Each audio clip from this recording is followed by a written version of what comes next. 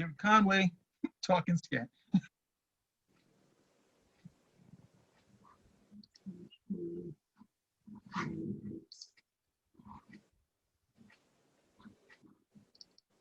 Okay, Mars, it's on you. Hey everybody, welcome back to the Spinner Rack. Today I'm here with my boys PD and Cal. Today we're going to be talking about that article that dropped on Bleeding Cool from the Punisher writer Gerry Conway, where he said he would cancel every existing superhero comics. Whoa, that dude got cojones. You know, is this something that could happen? Is it legit? Let me talk to the crew and see what they have to say about this. Cal, why don't you read us a little bit of the article and we'll go forward from there. All right, well, according to Gerry Conway, this is what he's saying. He's saying, for existing readers, I'd offer a separate, higher-priced graphic novel line with whatever expanded adult storylines creators and readers want to explore. But this would be separate, not monthly, not the mainstream. And I'd do everything possible to get monthly comics into supermarkets and movie theaters and Walmart and Target and Costco and offer subscription prices through Amazon. Pursue every alternative distribution avenue possible. Okay? The present course taken by the major publishers is a dead end. They're pursuing the wrong readership. There's a bigger audience out there.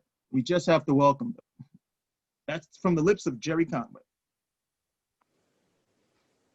So what are your feelings on that? Well, I think I've been talking about that for years, but let me hear the madness that you guys are going to say first. And I'll come in with the truth, okay? I don't know. It's kind of like Gerry Conway's in his own world. I can't speak for Marvel too tight, but I know DC has done this. DC already they already had the push with the 100-page graphic novels, rather the 100-page giants inside of Walmart. And the comic book stores gave DC a lot of heat for that. And I've already said it on this show. That was a great idea. For them, it was cost effective. They weren't paying a lot for new content. And if you actually took the time to read those 100-page giants, Gerry Conway, it's exactly the type of material that he was talking about. It was middle of the road stuff. Even if it was it was like a story about, okay, this is how Superman and Supergirl meet for the first time. That's still pretty middle of the road at the end of the day. It's still introduction material. So I know DC did it there. And I mean, they had this push for a long period of time. You could get comic books, even though it wasn't necessarily the supermarkets. But if you went to a video game store, you could get comics there. They had comics there. They had comics in Walmart. They had comics not necessarily in Walmart, but they had comics in Barnes and Nobles. And I'm talking about regular comic books.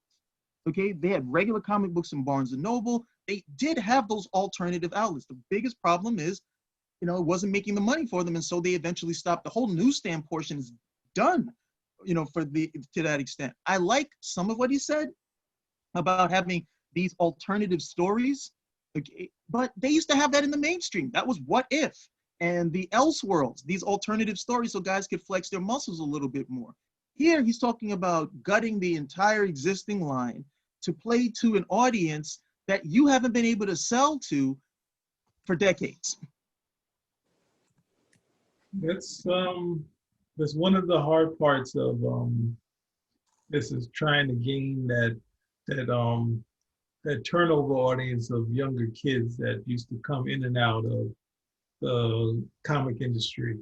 That's the one that was kind of lost in the time where it seemed like stuff that the X-Men and X-Force, those books that looked like they were connecting with the young people, and they were, but they were connecting more with the speculators. So it's kind of hard to say, because they have tried, even going back to the 80s when they were trying to go for younger with the Star line, and it didn't connect, and they had newsstand at that period. So trying to really get those kids, trying to figure out how it is, because it's tough. I mean, we've seen it where adults bring their kids with them.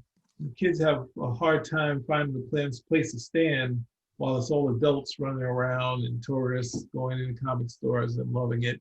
So there has to be some other element to really connect. Getting to the stores is one thing, but without the newsstand as a viable option anymore, we have to figure out how to connect with these kids. And there's another step that's needed. Just putting it there and having it die on the vine, or I mean, I don't. The thing is, I'm agreeing with part of his struggle with the events.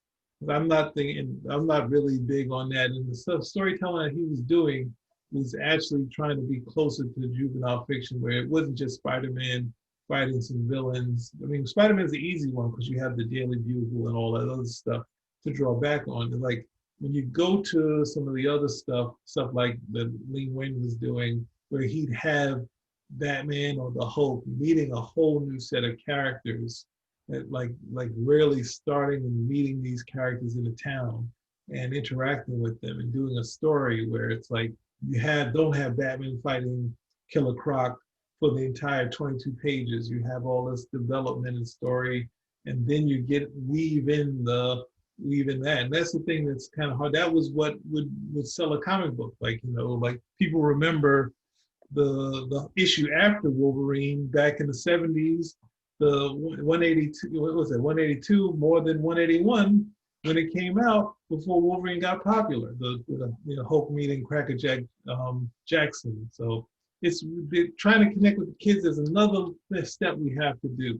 And that the stuff that Gerry Conway is talking about is right, is the part of where who was it, Julie Schwartz and Stan Lee were very interested in connecting to the casual reader and not necessarily the capital F fans that are just like knocking on the door, the ones that are roll it up, put it in the back of their pocket while they're riding their bike. But I haven't seen it. It's tough to say. We need to do something to really connect. I haven't really seen that. Putting it in stores is one thing. Having the kids not just be like, I'm walking past that, but I'll pick up this Batman action figure and I'll run off. Or the parents will be like, oh, here's a Mako action figure, that sort of thing. So, well, the kids don't care. I know a little kid, 8 years old. Okay, this kid knows Galactus. He knows the entire story of Galactus. He knows the Silver Surfer. And I'm thinking, did this kid actually read Fantastic Four and get it? Like, no. You know what he's doing? He's playing Fortnite. And on Fortnite, they have all these skins of these superhero characters. And he can go on YouTube and they're telling all of these stories. This is the origin of Galactus. And this is how the Silver Surfer came in and all of this. So it's not that the kids aren't interested in it, but how do you get this kid to read? How do you get this kid to bypass the easier visual medium of TV and YouTube, not even TV, of YouTube, okay? How do you get them to bypass that and pick up this comic book and read it when no one is introducing them to it?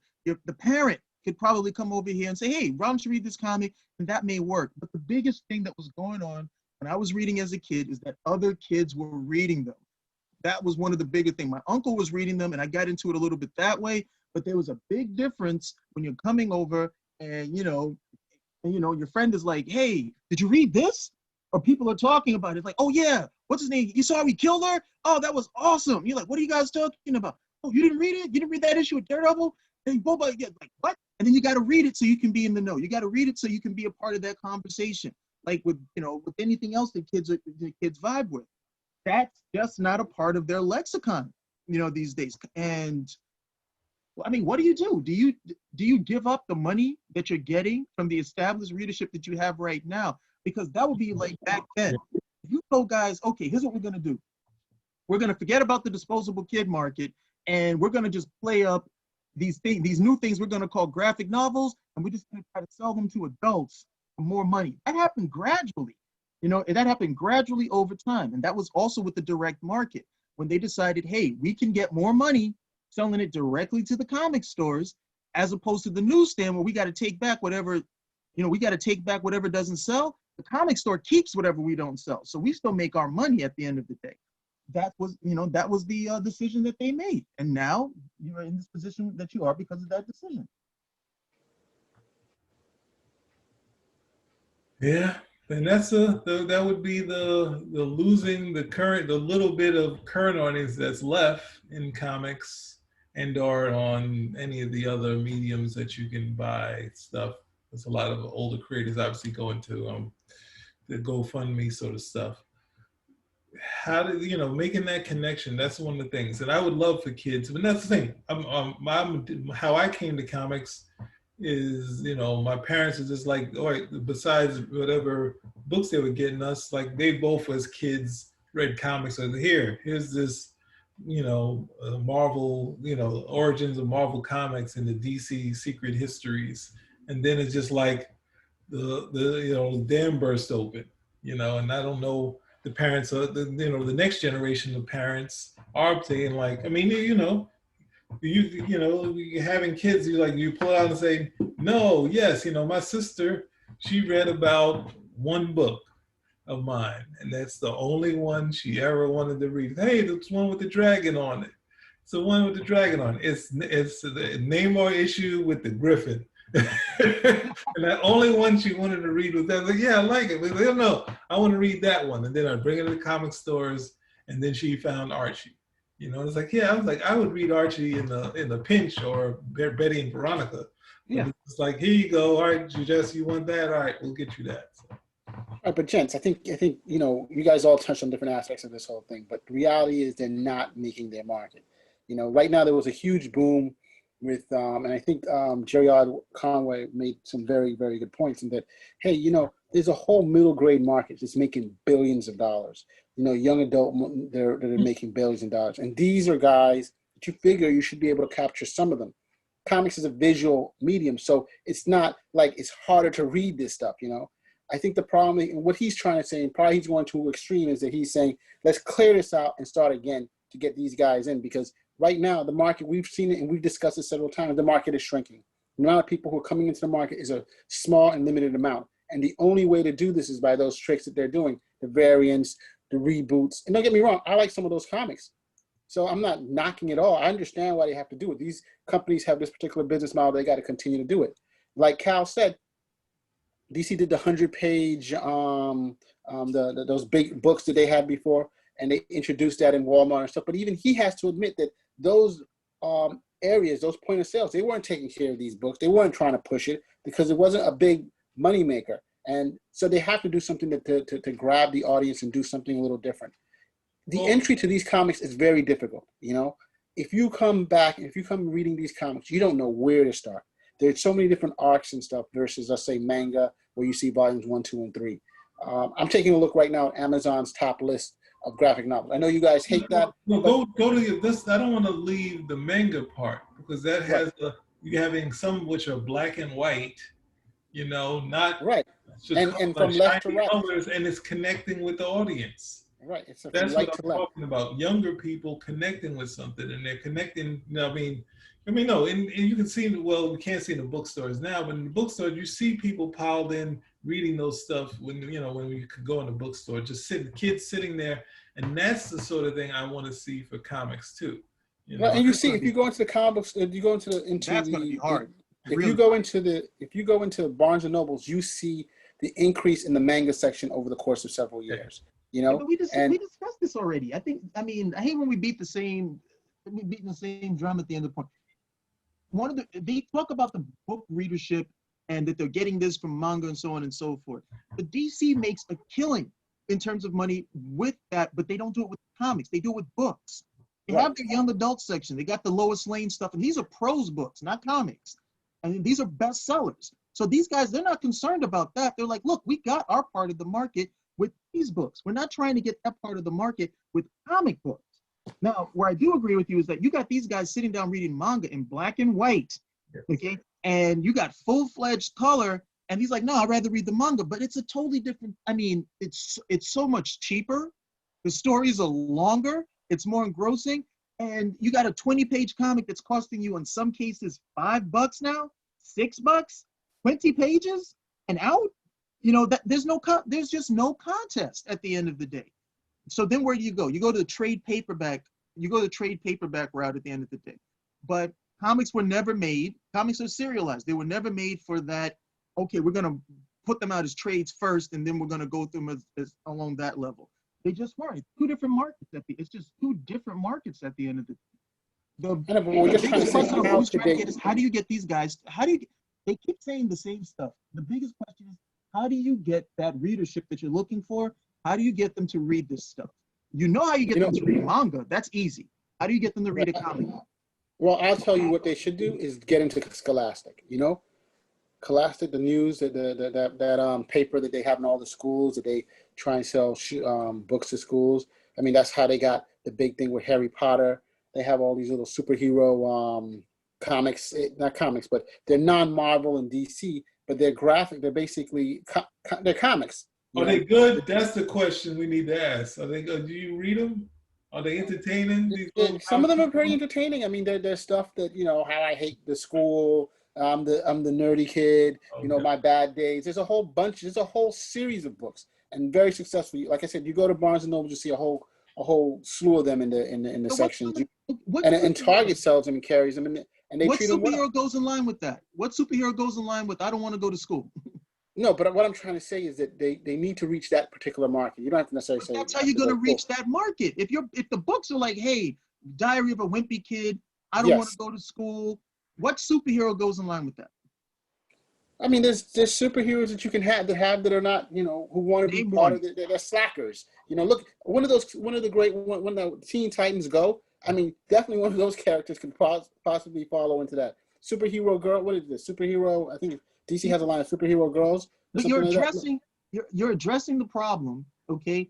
But there's still some issue over there that you're not addressing. Which Scholastic, I don't disagree with that. Yeah, go for all the markets. Put comic books over there.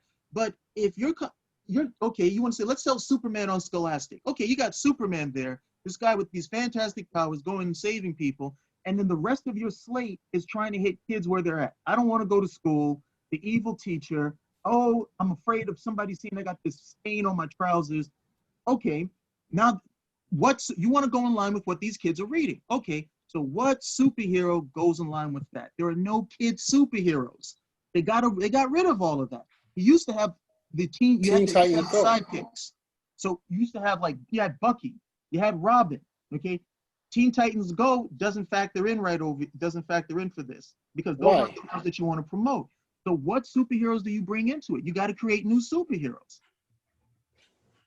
Create new ones or bring back old ones or reboot some others. I think there's just a lot of possibility to do there. They have a whole catalog. This is what I look at. I look at these comic book companies and I say, you know what? You're leaving money on the table. Yes, there's a market. You have a dedicated market that you get mostly through the comic book stores. Yes, you have a graphic novel reprint model that you're putting mostly through the bookstores. But Scholastic, you have guys who are coming up with 20, 30 book series, that have art. This is just basically what is comic? It's just graphic arts, basically, right? They're telling a story using graphics. And this is something that Marvel and DC can do. They're doing it now. You're right. DC is doing a successful launch. They have this whole, Kimmy Garcia, I believe, has been doing the Raven books, which has been successful, very successful online,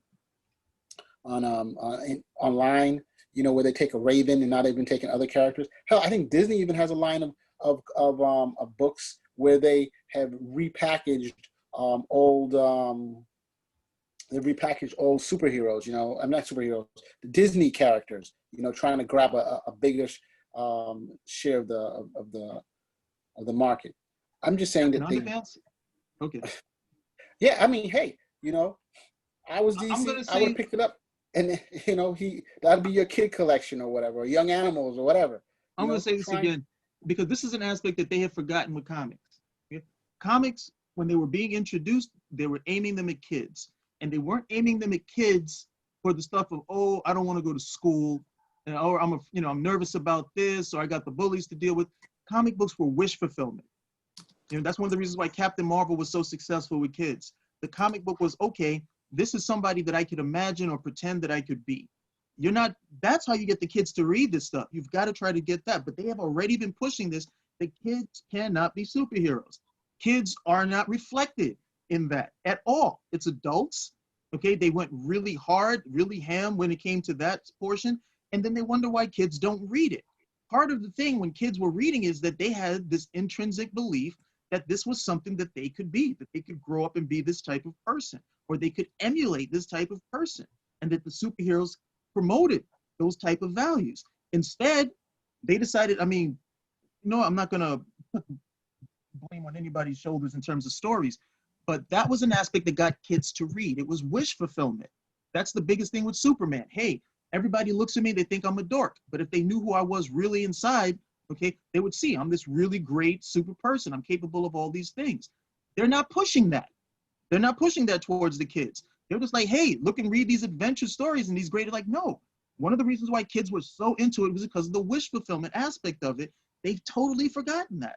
Totally forgotten it. But if you remember that, you get a lot more kids reading. But I mean, I think the problem also is that they're only sticking to the superhero comics. If we're just saying we're interested just in that specific genre, that's one thing. But if we're saying, hey, Marvel and DC need to be diversifying and doing other type of titles outside of just the general superhero market, I think that, you know, but probably a bigger push, like, you know, right now they're saying like IDW, and they've been bringing in comic titles from Europe to bring into the United States, you know, because they've been such a big sales that those comics have had outside of the United States. And you have different markets. In Japan, you have all kinds of comic books in different places, different markets, you know, targeted for adults, for kids, for women. And I think when you had this issue with the United States back in the old days, they're like, oh, you can't do those things with kiddie comics, you know? So that's why it's always been stuck in the kid lane for such a long time. While in other markets, like in Japan and Europe, they've been able to do far more and be a little bit more adventurous somewhat. And I think that it works to me to compare one society to another, okay? Two totally different societies. So if you're getting your numbers in Japan doing that, that's Japan. What Japan is going to do in Japan is going to work in Japan. Is it going to work here? Maybe, maybe not. The bigger aspect is you want to get kids to read. That's how you got kids to read. What I said earlier, when you were doing comics and you had kids reading, that's how you got them to read. And to be honest, it sounds like, hey, forget that. Let's just expand, do more genres. No, why don't you focus on getting kids to read using the same thing you got them to read for decades? The wish fulfillment aspect. Kids don't care about the comics because they don't speak to them. Now, there's another issue too, is that back then there was only comics to read, right? Now you have a lot of other things. You have television, you have video games, you know, that kids are also doing. I think that's another thing that they have to be. Comics have to. You mean like when they first came out, or when you mean when we were kids? I'm saying, yeah, back in the days. You know, I'm not saying right now. We had they had to compete with video games and Saturday morning cartoons. They were not like they have them now, bro. Not like they have now. Fortnite, Gods of War, the graphics, the story. The video games are a lot better, yeah. But video games gave you. There's a lot of your time spent playing those things. It wasn't like, oh, I can play it for 2 seconds and I'll go read it, taking my time. It was people talking about in our neighborhood, oh, I turned over Donkey Kong like 5 times, like like that sort of thing. So they're playing those video games, and it's a separate crowd between comic readers and other kids. But the video games are very big, that sort of thing. But you have like the Star Wars fans. You have fans who were part of the Star Wars fans who also read the comics, and vice versa, because they like the stories. These stories actually come over into the comics, and vice versa. And so people are like, whoa, let me get into this here and see what's going on and what's the basis of all this stuff. But you're saying the same thing. Why do they want to read that stuff? Why do they want to read it? What's drawing them into it? They're interested in the subject. Why are they interested in it? That's how you get your readership. Why are they interested in it? I think that's what we got. We know that. The whole point is to branch out, to try and get more different type of comics in different type of places, to bring more people in, not just stick just to the superhero comic books alone.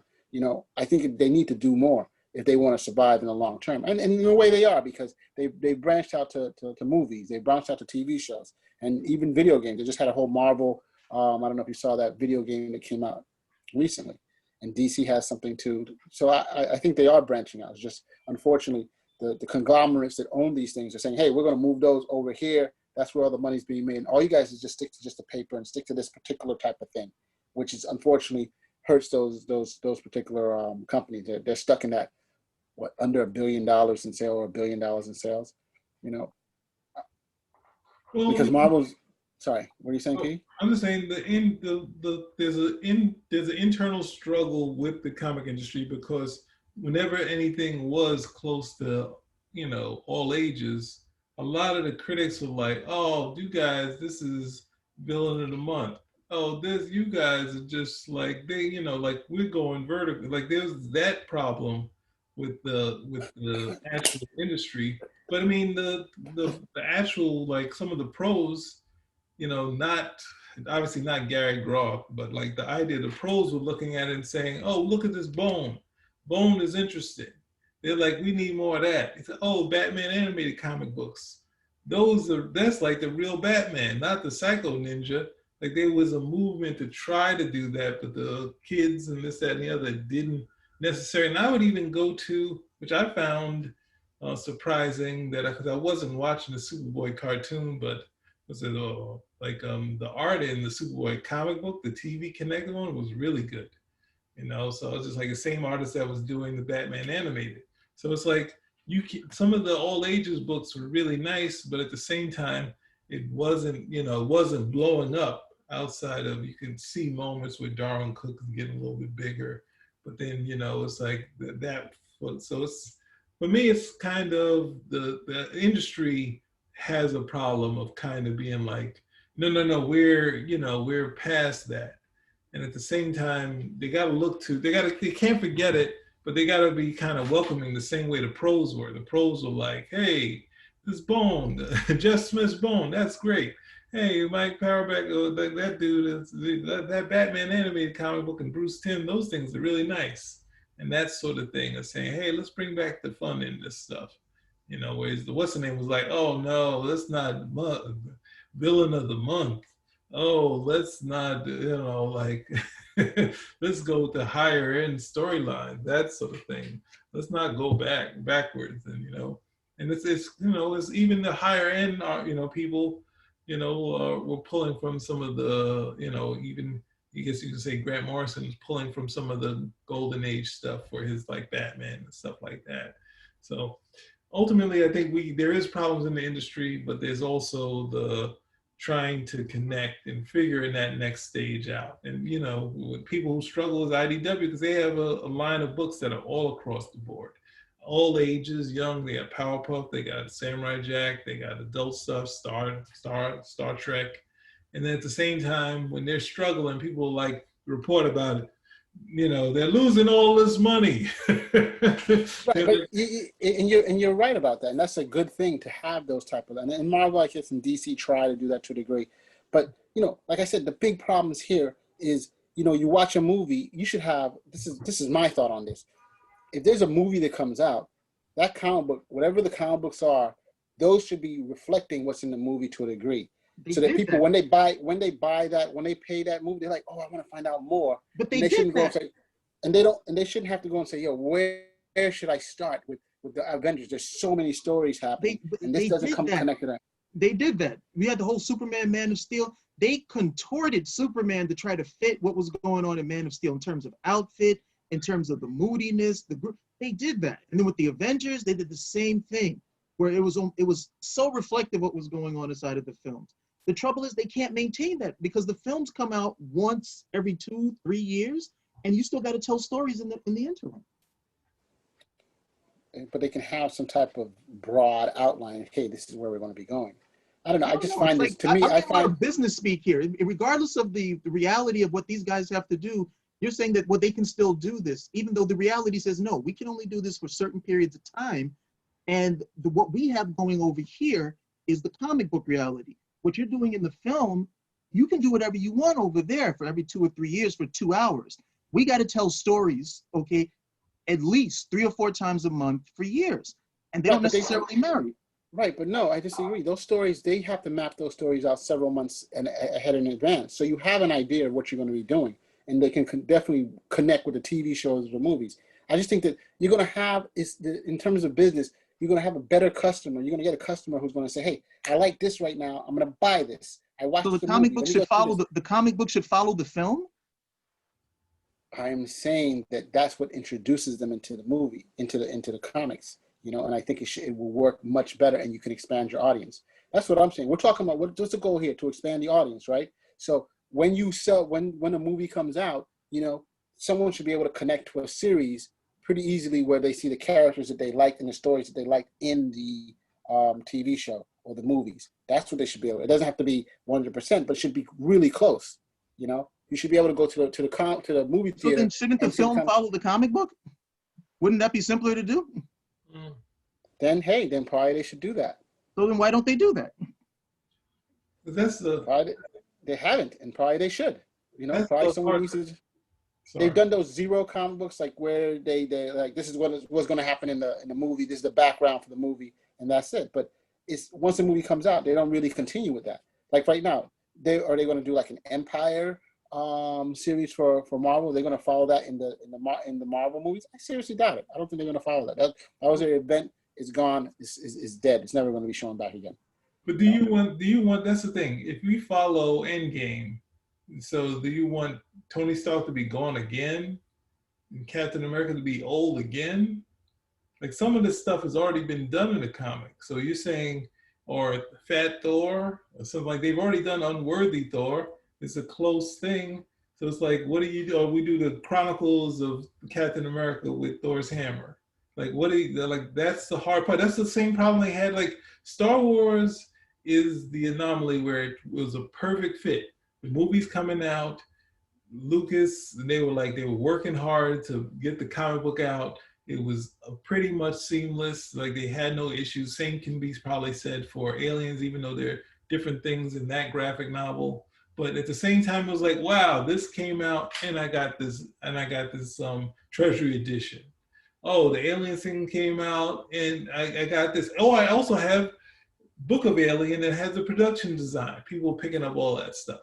But then when they're doing, as Cal was saying, as they're doing the monthly thing, they're saying, all right, we're going to do this where we rebuild the Death Star. No, you can't do that. No, you can't do that. You can't have Luke fight Darth Vader. Why not? You just can't do that. And it's just like stifling to keep saying to them, no. But it's not stifling. No, it's that you have to control. no. Like Lucas had that whole thing. You know, probably you're right. I'm getting this from the Star Wars, where Lucas had a person who was in charge, or a group who was in charge of what type of stories could be sold. You know what I'm trying to say? You're not going to have like Yoda is his baby. You weren't going to have Yoda just doing whatever throughout all these stories. You know, they had to be approved ahead of time, and it had to be consistent with what the character would necessarily do in the movies or in the. I mean, sometimes they diverge, given if they got enough approval. But what would happen is you'd go to the movie, you'll buy the movie, you'll see the movie, then you go, hey, you know, what books are selling that are related to this, or what graphic novel, or what book of characters, or so all of these are tying into it, this whole thing. And even when the movies weren't showing for a while,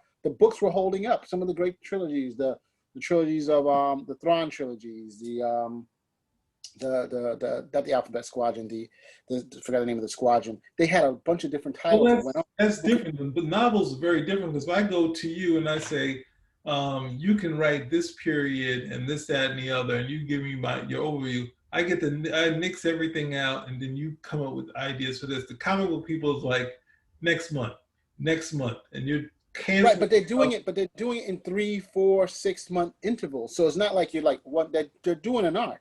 And we've spoken to comic book creators, and they're saying that these stories are written out. You have the comics that come out monthly, but you have it that you've written out an arc of what's supposed to happen within from A to B. I mean, some of them are a little bit more freeform than others. You're also excluding Lucasfilm. At some point, they decided they didn't like different art that was going on, and they would reject stuff after approving plots and whatnot.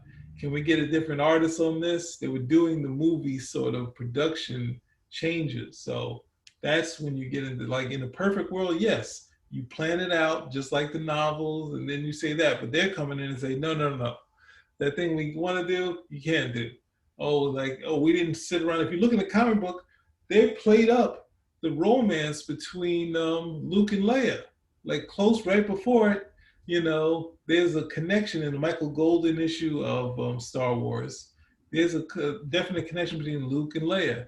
And then next thing you know, you go to the next movie and all that's gone. All that's wiped out, so. All shot out. You're right. You're right. It is true. And they go a different way. But I'm just saying that at least it's consistent throughout. There's a goal to try and keep everything kind of moving around the same way. And I just think, sorry. That could be a one bit. That's the thing. That's one bit that they could go, hey, this bit that you had where Luke says something tender to Leia, can you take that out? When you know what's going on? No, they're just like, what are we doing today? Oh, it's approved. Oh, you know what? That's not in continuity anymore. It's not their job. They're not going to spend all. They're going to say, what? Death Star? No Death Star. X. How could they do it? It wasn't our fault. We told them not to do it. Right. So, but look, you have, like, for example, Boys came out from Amazon, right? Yes. And those comics, those graphic novels, which have been selling. The Old Guard was selling. You know, people watch the movie and then they go and try to get these stories, which, you know, are limited in focus compared to like a Thor or Avengers, which is just all, you have stuff all over. You have Avatar, which is a series. The series continued in comic book form after the show ended, and it's been doing well since. It's still in the top comics being sold.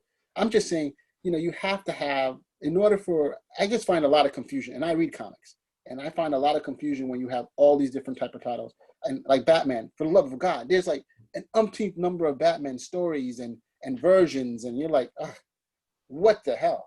Let's simplify this. And I think if people were able to say, hey, where can I get into it and understand and not see a million different things, there will be a better following, you know? Were there this many Batman titles back in the heydays in the 70s and the 60s? No, they weren't, right? He wasn't selling as well in the 70s. So was there any other comic superhero who was selling that well that had that many titles, different titles? Superman. Maybe you would have gotten that. Yeah, Superman. I can't think of anybody else at the time in the 70s, but Superman was holding about 6 titles on his own.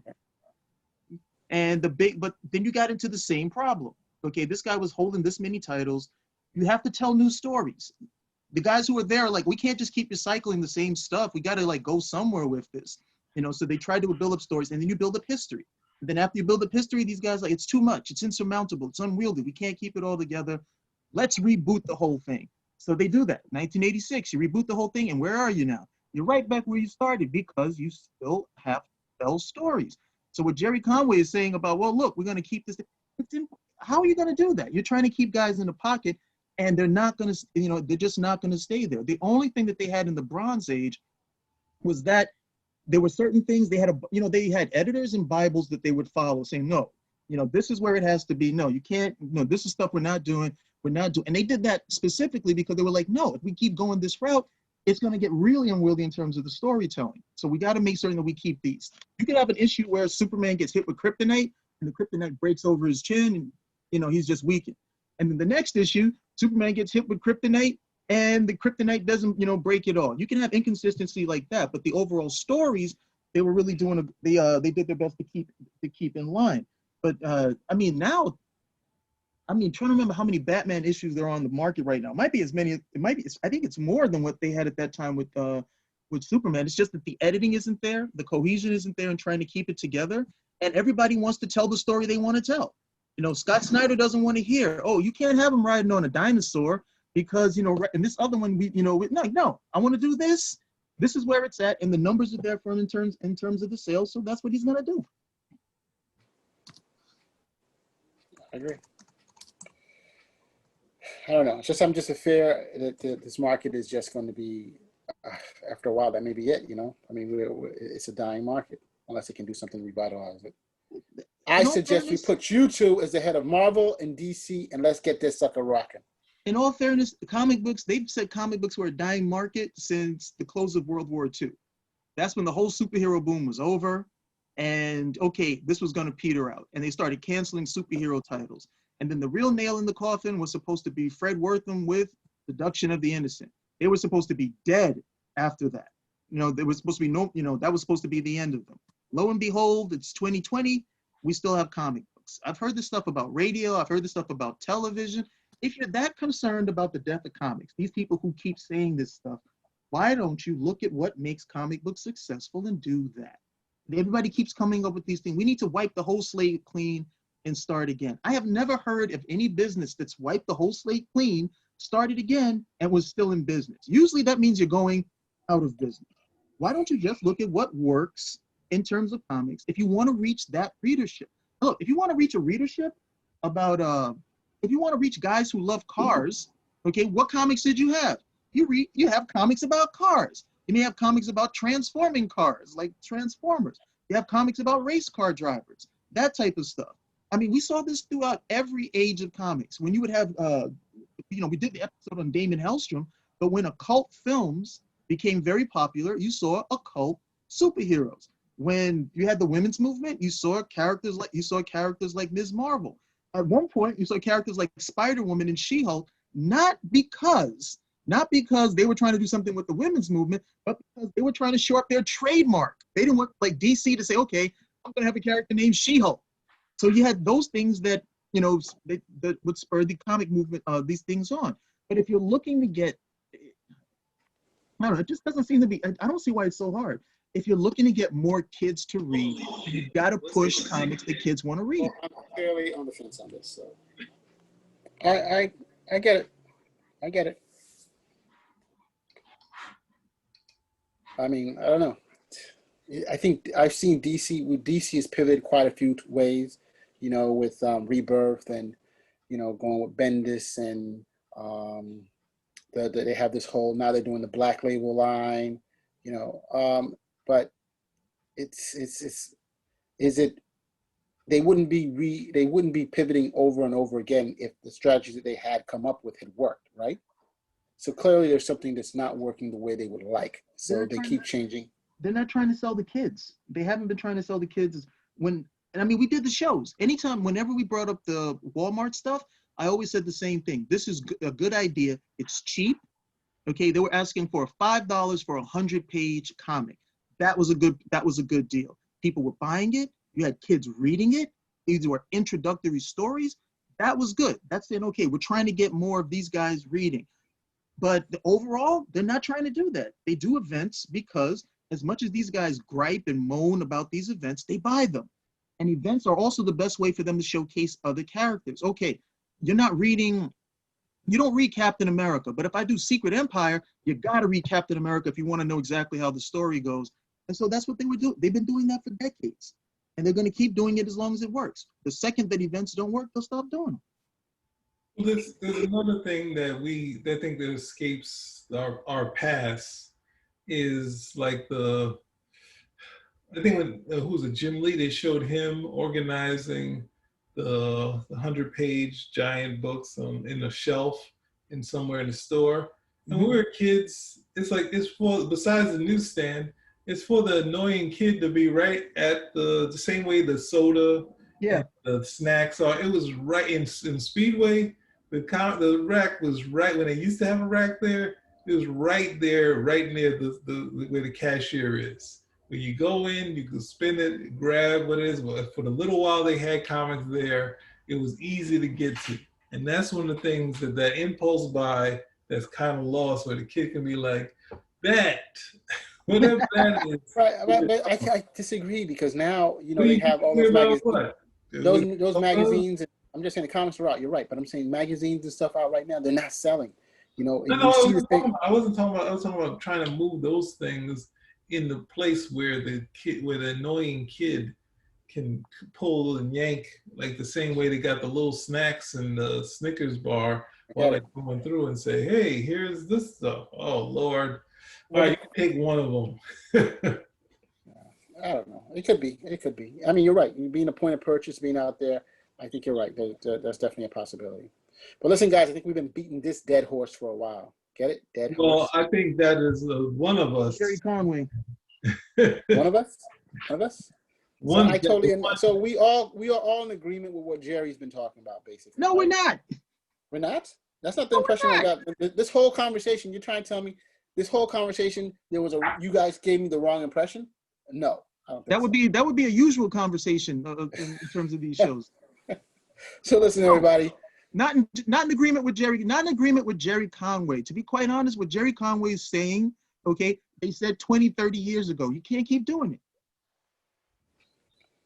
Petey, what are you saying? You agreeing or disagreeing? I can't agree with starting completely over. I think keeping what you have and then trying, having to try some things and really try to figure what has someone, and that's what marketing is for. Is actually trying to figure out, because they have these departments that connected to bigger, larger places, and saying, hey, there was a kids market. Let's not do the Star Line, where we just say, here's Star Line. We told you there wasn't kids. Yeah. Now people have, what is it? There's collectors that got that Heathcliff issue. That's the only one of note that people have that are running around or the Alf cover where Alf is with the inflatable thing in the pool. Like those. Heathcliff was good. I'm not, Heathcliff, Thundercats, but Masters of the Universe. I read all of. I mean, I didn't read like what is it? I didn't read Top Dog and those things. I tried them out. Didn't care for them. But you know, some of the stuff they came up with was good. But and it's in, you know, fourth grade. I'm reading Daredevil, and in Daredevil, you got Elektra getting killed with a scythe through the heart. I'm a fourth grader. And so that's the stuff that they brought me into comics with. And they're like, okay, we're going to do kids comics. We're going to do Top Dog. I'm like, what the hell is this? You got two totally different types of storylines going on over here. And the storyline you got me into comics with was this one. I'm not going to read Top Dog. Why am I going to read that? And it's also a misunderstanding of what kids read. Right? It's a total misunderstanding of what kids read. But when kids were reading Superman back in 1938, they said the stories were too violent. That they had to take out the killing and the violence. The mothers were like, what the hell? But they don't understand their audience at the end of the day. Read some of those manga stories. Those things are top level violence. You got stuff about people being like totally, eradicated. But because they'll sit down and read it, and because it looks kind of hokey, comic booky, they're like, oh, okay, must be nice. And then when they read it, like, oh my goodness, this guy's getting castrated. What the hell is this? It's Bleach, Ma. Okay, there. I think we'll leave off at that. Cal, you had the last word. Spinner Rack. Out.